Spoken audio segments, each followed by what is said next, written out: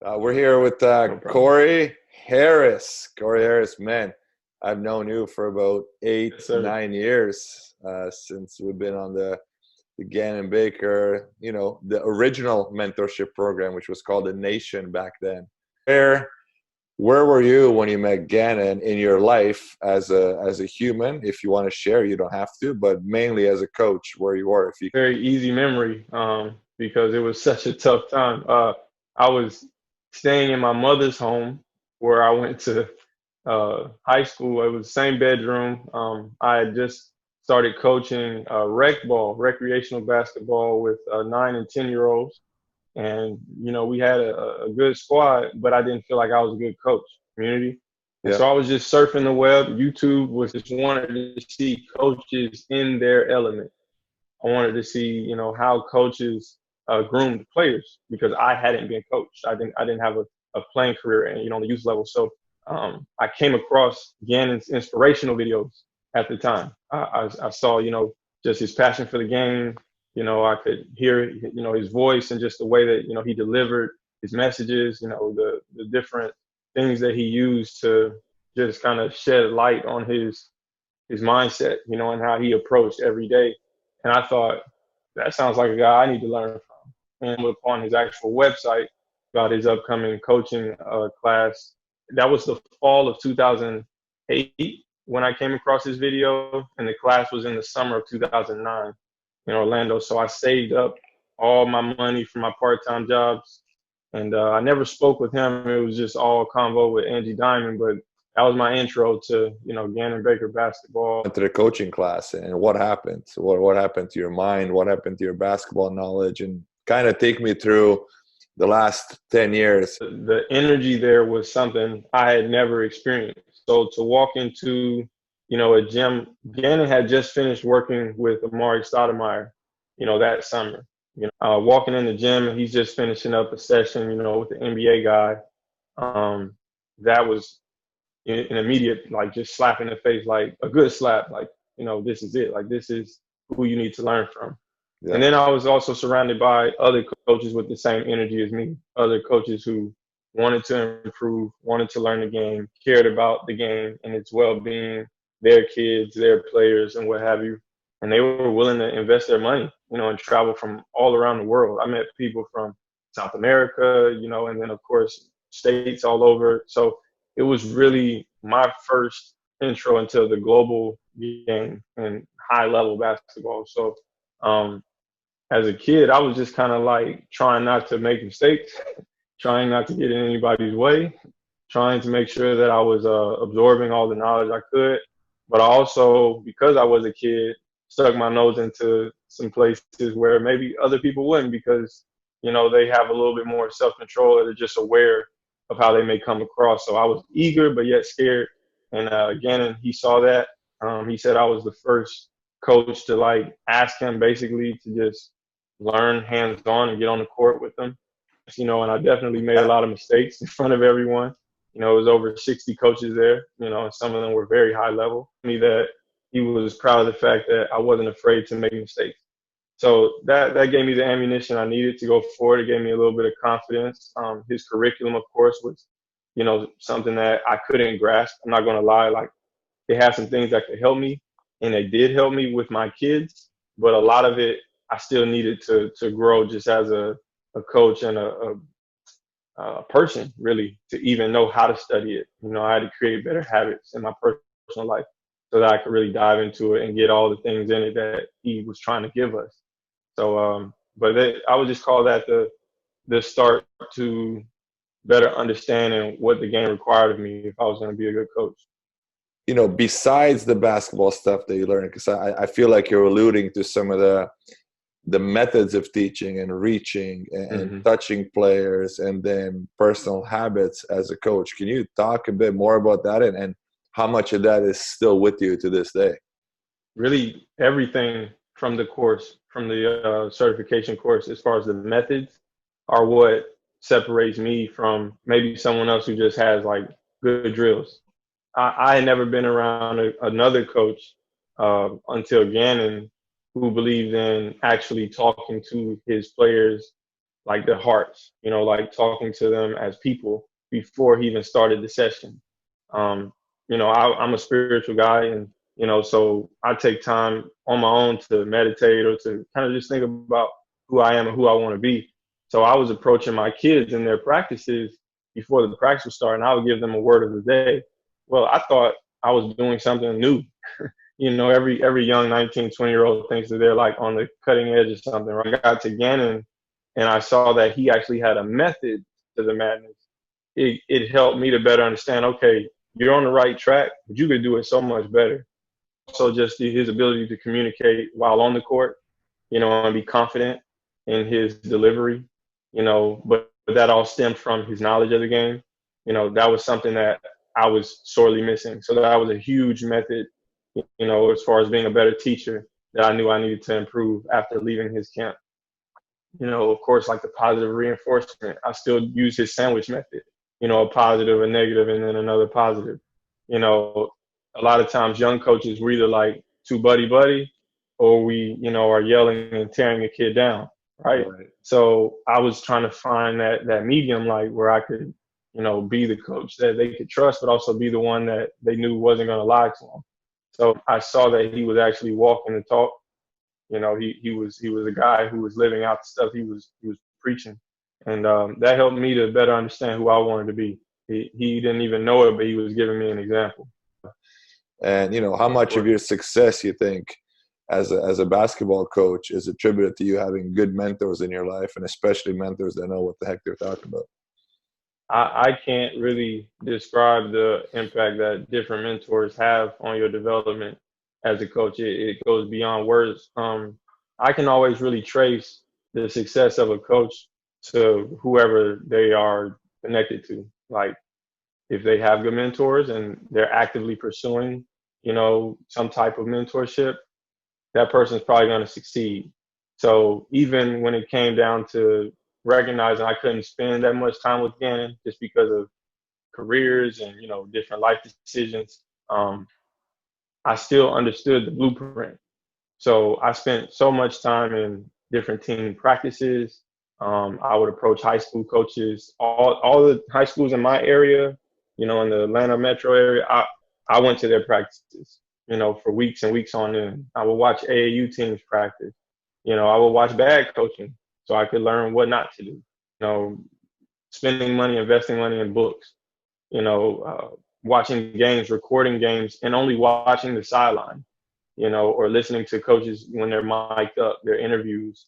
I had to change my perspective from being a fan of the game of basketball to being someone who was really a student of the game. I spent a whole lot of time throughout that process going back to Ganon's summer courses, his coaching clinics. Every summer I went to at least one. Yeah. Right. And he would ask me, like, why are you doing this? Like, everything in the book. And I would tell him, my journey never ends. Like, I never arrive. So I'm not here for the same reasons that some of these other coaches are here for. Like, it was my decision. I knew I'm trying to grow beyond just this. Like, I wanted to coach. So training was the start.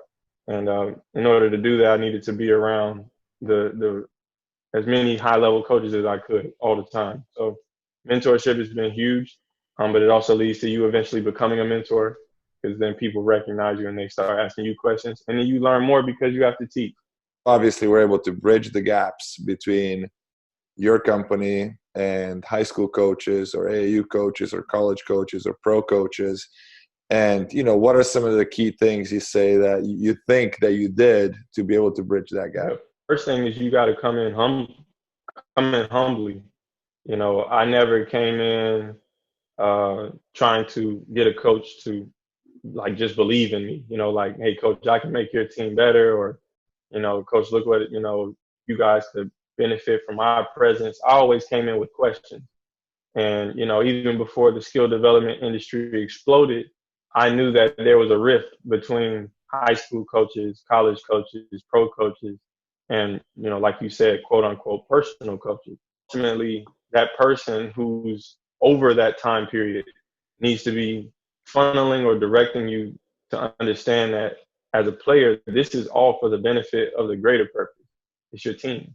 It's those people who you're surrounded with. So I was missing the opportunities to teach them leadership skills, communication skills, how to cohabitate with other people, how to deal with situations where there's a disagreement in the locker room, how to be honest with yourself and also be honest with another person. So from that standpoint, once I understood my failures, I could better remedy those. And so that led to me running to real coaching and organized settings with teams and saying, I'm just going to watch. Like, what is this atmosphere like? How is the practice organized? How does the coach empower the leader, on the team? Because it's not always the best player. Then the next thing was I would go to the coaches and actually ask them, what is it that you feel your players need to improve on when they are with me, right? Because if the coach is a part of the process, then he can better support it. And then if there is a failure, it's easily identified and we can now fix that. Because if the coach tells me his role on our team is to pass, cut through, and spot up in the corner so he can knock down, threes when the defense rotates, and then somehow that kid comes back and he's not at least a 33%, shooter from the corner, now we can say, okay, what's going on? Like, where are we not seeing the connection? And that helped me stay accountable in my sessions. Now I wasn't coming to workouts going off the top and just freestyling like a lot of these trainers are doing.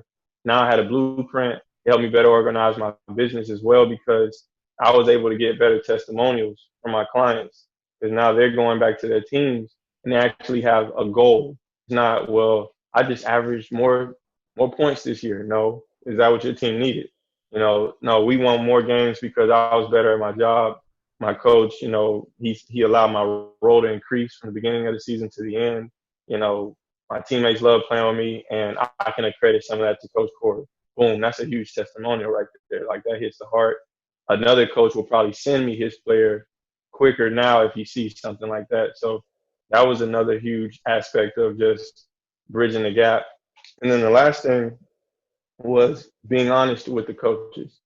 I needed to be someone that coaches could trust. And I found that a lot of coaches don't trust skill development coaches because they feel like we're like agents.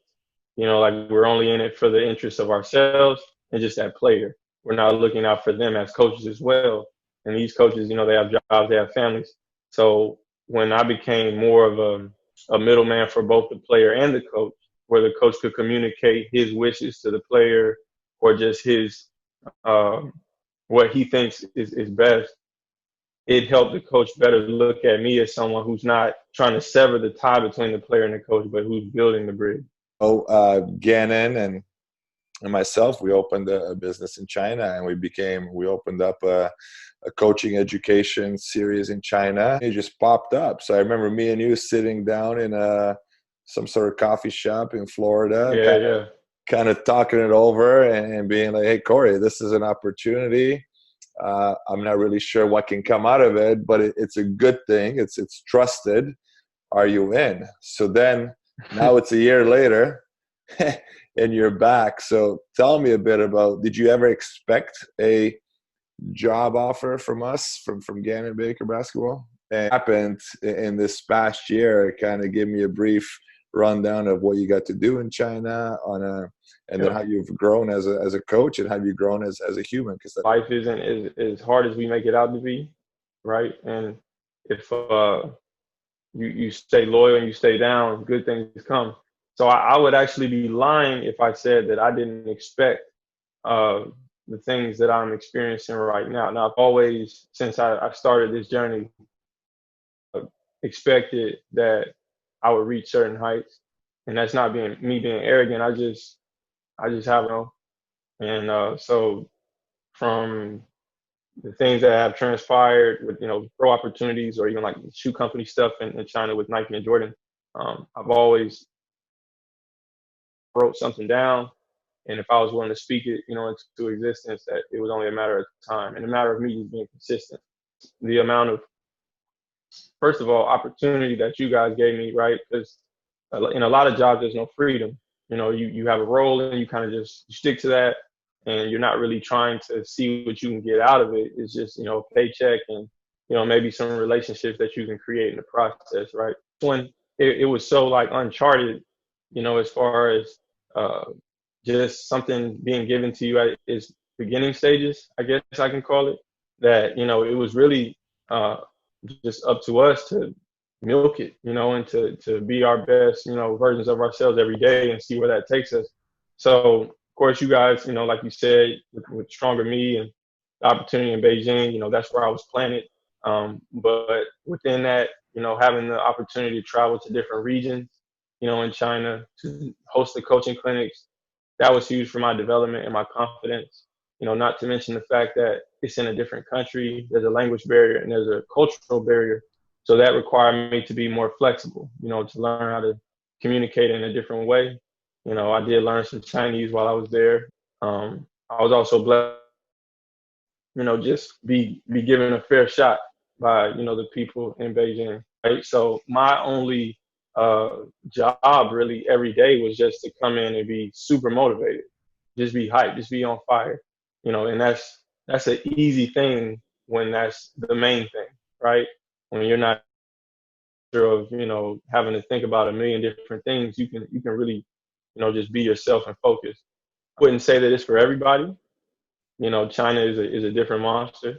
It will require uh, a lot out of you as a coach. Having to work with kindergartners. Some days, work outside. Other days, or do work with no translators.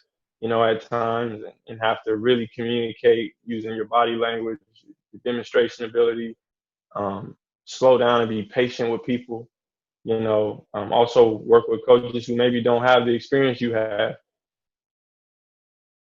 Also mentor them at the same time that you're training life right there in person. Say that the curriculum really has never stopped being a part of in my journey and my me navigate, somewhat of a tough experience and sometimes in China smoothed out towards the end. So I'm thankful for that.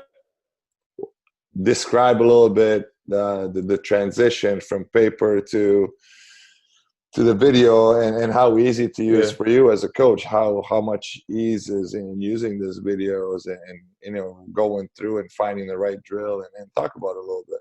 The curriculum, via video is huge. It is very easy to use. It was easy for me to, go in and search and pull out the specific, areas of the game that I might have wanted to focus on. Like when I was getting ready for the coaching classes, and I would prepare the outline of how we were going to shoot the videos for the coaches to see. It didn't take me much time at all. I think it would probably take me, almost a day to plan for something like that. And it's just 30 minutes or an hour of videos, but it would have taken me so much longer without them being organized into those libraries, and to have an online curriculum, something that they can access from anywhere and, you can use so easily. But, there's still the element of you having to work it out. Like you got to put in the time, you got to fully understand the things, the teaching points. Right. And then you got to go out and just get your experience. That's where I said in the beginning of our conversation, like for the first 4 or 5 years, I was really struggling because I didn't know how to appropriate the drills. I didn't know how to use the teaching points, and I didn't fully understand them for just myself. Some people can make it sound good, but then if the wheels fall off and the players don't understand it, they don't know how to break it down. So for me, right now, my biggest area of focus is like motion, spacing. So, within Ganon's curriculum and even just other people that I've studied from, I gotta always be digging into the nuances and the details in that. So having video helps you do that easier than just looking at a page, looking at a diagram where you can't see the players live action. You don't see their mistakes. You don't hear the cues. You don't know how he responds or how you guys respond on video to when a player is not in their right spot. So the video curriculum is huge because it was live. It wasn't super rehearsed or fake. You got to see players learning it live time. What's next for Korey Harris? What are some of the goals, some of the growth objectives in your career and life as a coach? For sure. Well, short-term goal is course, to obtain a contract as a professional coach. I heard John Calipari say in an article that if you're a young coach and you're aspiring to coach on a high level, you better do your best to start on the level that you actually want to finish on. And I thought that was interesting because he said, we as people tend to get comfortable and we sometimes get trapped by our surroundings. And we think in the beginning that if we start low, oh man, I got so much energy, I'm going to work my way to the top. We don't know how many twists and turns are really around the corner, like they're waiting on us. So for me, after I read that, maybe 4 or 5 years ago, I told myself, I'm going to do my best, even if it's not for money, even if it's just an internship, to start on the pro level. The pro level is where I feel I can make the most of an impact. It's where my personality fits the best. I get a good response from guys who they're playing for something, big, like their family, and this really matters. So I don't have to coach your energy. I don't have to coach your passion, and sometimes, yeah, maybe you do have to put your foot up their butt, but, that's to be expected on any level. Yeah. So that's short term. Long term is to be a head coach, and I'm not putting a timetable on when it has to happen. So it's not going to depress me if it takes, 5 years, 10 years. To me, it's based on how quickly can I learn and then appropriate the things I'm learning. Of course, I still want to maintain a presence in the skill development industry. So as a coach, I think it's only right for me to mentor guys who are aspiring skill coaches or, player development coaches or even maybe head coaches, and give them just a heads up and a tool, to better take the steps necessary. I do want to work a lot with minority coaches. I feel that, things just have to continue to balance themselves out. I don't think there needs to be more, incentives or laws passed, nothing like that. We live in a free country, it's equal, but, equity is needed. So, for guys to have the same amount of resources, that has to be the job of those of us who are making it. It's not anybody else's job and power to throw us a bone. If you reach a certain level of success, you should reach back. That should be something that you just want to do because you made it. So for me, long term, if I get to a level where it becomes easier for me to pave the way, I want to do that for more minority guys. So, and I want to get back to America, man. I want to coach in my country. So, the NBA is obviously a place where, it's got its good and its bad qualities, pros and cons, but there's no place like home. And so, that's the ultimate goal is to be a head coach in the league, the greatest league in the world, and, hopefully even do some stuff with the Olympic team one day. That's awesome. So you're a master trainer. You've completed 4 levels of certification with us, and you've gone through the whole rigmarole over all these years. And you're also one of the few that can teach a coaching clinic, that can run a coaching clinic, and you ran several this past year in China. So if anybody wants to get a hold of Korey Harris, if anybody wants to follow Korey Harris, if anybody wants to reach out and ask for some advice, how can somebody do that? What's your preferred methods of somebody getting a hold of you? Super easy to reach me. I'm an open book. If you just type in Korey Harris, Korey, on any social media outlet, you will find me. You'll probably get tired of my name because I'm all under the same name: Twitter, Instagram, Facebook. No Snapchat for me. On my website is koreyharris.org. KoreyHarris.org. So very easy to find me.